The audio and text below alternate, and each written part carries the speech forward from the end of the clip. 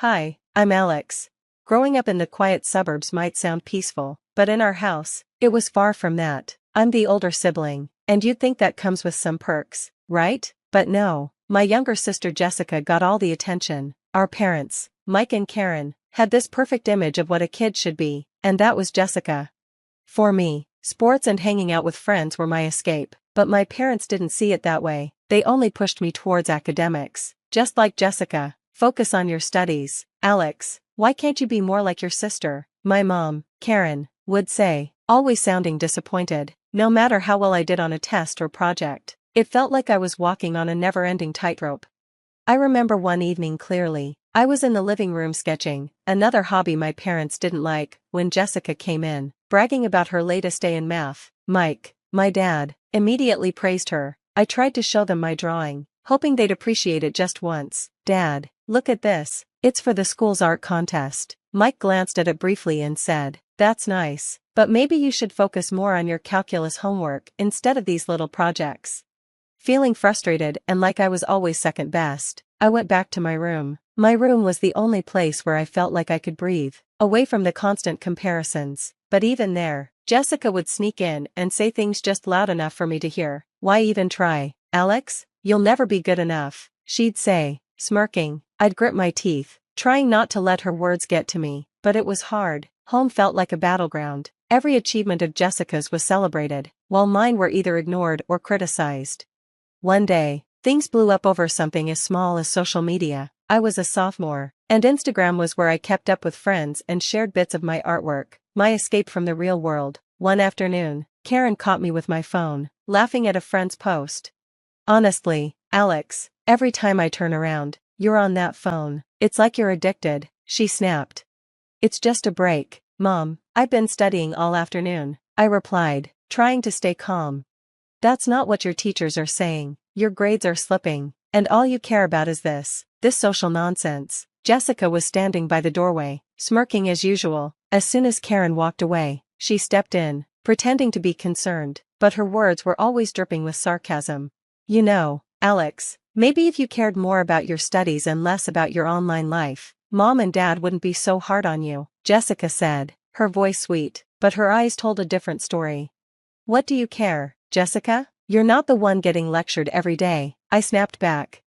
I'm just trying to help, she said, with fake kindness. The next day at school, things took a turn for the worse. As I walked through the hallway, people were whispering, and I caught words like abuser and violent. Confused, I found my best friend, Mark. What's going on? Why is everyone staring at me? I asked, feeling unsettled.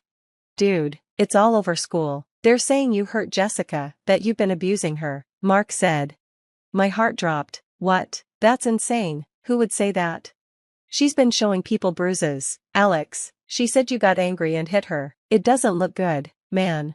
It felt like I'd been punched. I rushed home, scared and furious, and found my parents waiting with serious looks on their faces.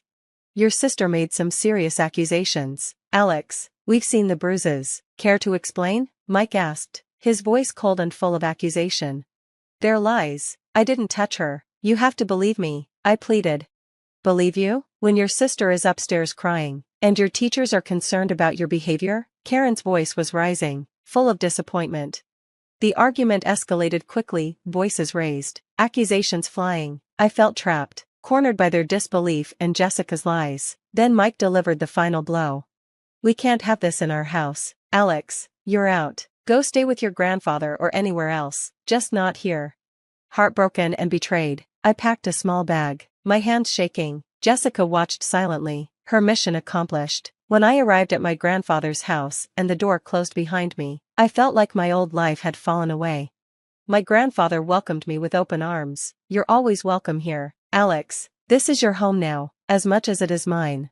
His words comforted me, offering the peace and support I had longed for. With his encouragement, I finally focused on my studies, not to meet anyone else's impossible standards, but for myself. My interest in graphic design really started to grow as I began to explore my creativity without fear of criticism. One day, my art teacher looked over my portfolio and said, Alex, this is impressive work. You have a real gift. Hearing that praise felt unreal, but it was so validating.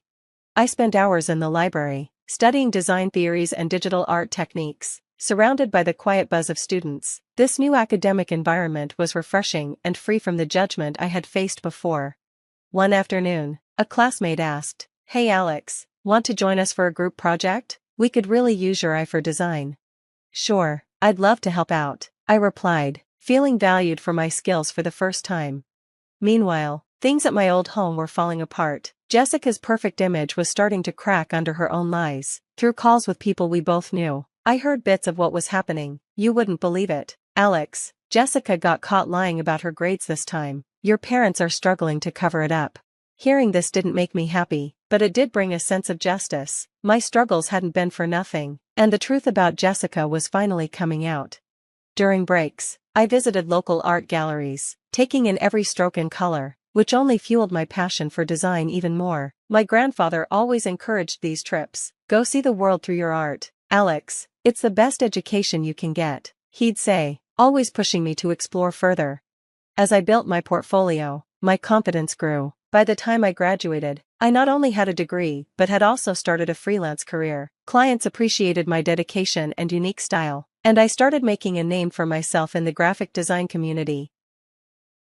"Alex, your vision for our campaign was phenomenal. We've seen an increase in engagement thanks to your designs," a client told me during a review meeting. Hearing that filled me with pride. I had come so far from the misunderstood teenager who was forced out of his home, all thanks to my art. I was finally making my mark, proving not just to my family but to myself that I was more than the labels they had placed on me. At my grandfather's house, our simple dinners together became moments of reflection and planning. His unwavering belief in me had changed the course of my life. "You've done well, Alex," he would say. "You built something from nothing, and no one can take that away from you." Each night, as I lay under a roof where I was truly wanted and valued, I knew that leaving my toxic past behind was the best decision I'd ever made. With my grandfather's support and my own newfound strength, I was finally on a path I could be proud of, one I had built with my own hands. As my career in graphic design took off, my work started gaining public attention. It felt amazing to be recognized for the talent I had worked so hard to develop, but with success came a reminder from my past that I wasn't expecting: my estranged parents. One afternoon, I got a call. "Hey, Alex, it's Mom and Dad. We've seen all the great things you've been doing. We're really proud of you." Their words felt hollow, laced with the same insincerity I'd known for years. "What do you want?" I asked, my voice steady, already bracing for what was coming. "Well, we were wondering if we could meet up. There's something we need to discuss with you." "It's been too long," Karen said, with a faint warmth in her tone. Against my better judgment, I agreed to meet, more curious than anything else. We met at a cafe, somewhere public, where I felt I could keep control. It didn't take long for their true intentions to surface. "So, Alex, we're in a bit of a financial bind. We need help with some renovations on the house," Mike began, cutting straight to the point. I felt a surge of resolve. "I'll help, but on one condition," I replied. "You publicly admit that Jessica lied about me, that everything she said was false, and that's why you kicked me out." Their expressions shifted, caught off guard by my demand. "You can't be serious, Alex. That's all in the past now. Why bring up old wounds?" Karen protested. "It's not just the past for me. I live with the consequences of what Jessica did, and what you both allowed, every day," I responded firmly. Predictably, they refused, unwilling to expose the family's secrets for the sake of money. Their refusal stung, but it gave me the closure I needed. I stood up, ready to walk away from the past, and from them, for good. "Then we have nothing left to discuss," I said as I turned to leave. As I walked away, my phone buzzed. It was a text from Jessica. Out of the blue. "Alex, I'm sorry for everything. I was wrong. Please help them. For me." Her apology, though acknowledging her lies, did nothing to heal the scars she had left behind. It felt too little, too late. I chose not to respond to Jessica's message. Instead, I took a different approach. I gathered evidence of her past lies and my parents' complicity, and I shared it with our extended family. This wasn't about revenge, it was about finding peace and standing up for the truth. The backlash against my parents was immediate. Family members who had once ignored the situation could no longer look the other way. Through it all, I felt a huge weight lift off my shoulders. By standing in my truth, I was finally able to move forward, free from the lies that had kept me trapped. Exposing Jessica's lies and my parents' role in covering them up sent shockwaves through the family. The dynamic shifted dramatically. Relatives who had once taken their side now had to face the reality of what had really happened. At a large family gathering, the tension was thick. People who used to whisper about me were now whispering about them. It was surreal to see the tables turn. My grandfather, always my rock, stood by my side. His presence gave me the courage I needed to face the family. "You did the right thing, Alex. It's important that everyone knows the truth," he whispered as we walked into the venue. His unwavering support gave me the strength to stand tall. Throughout the evening, family members approached me, their expressions filled with apology and respect. "I had no idea, Alex. I'm sorry for not believing you sooner," one of my aunts said sincerely. It was a moment of validation, though bittersweet. Jessica and my parents kept to themselves, their usual confidence gone, replaced by the uncomfortable awareness of the family's judgment. For the first time, they were the ones on the outside, looking in. I could tell the reality of their isolation was hitting them hard.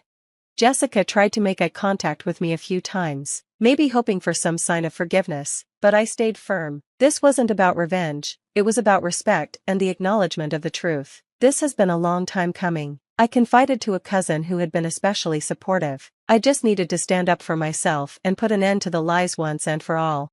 As the evening drew to a close, I knew that I had finally reclaimed my voice and my story.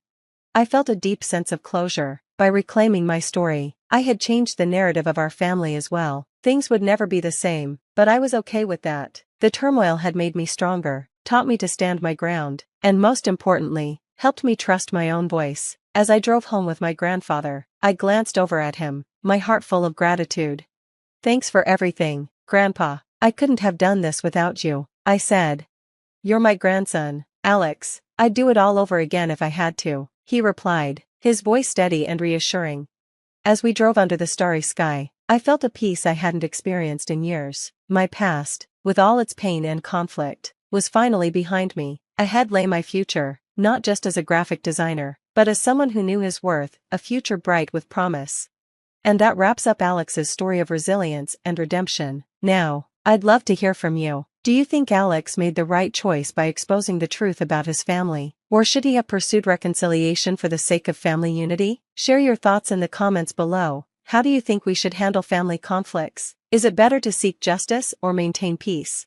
If you enjoyed this story, don't forget to like the video and subscribe to the channel for more stories like this. Your support helps us bring more engaging content to you. So, what's your take on Alex's decision? Let's discuss.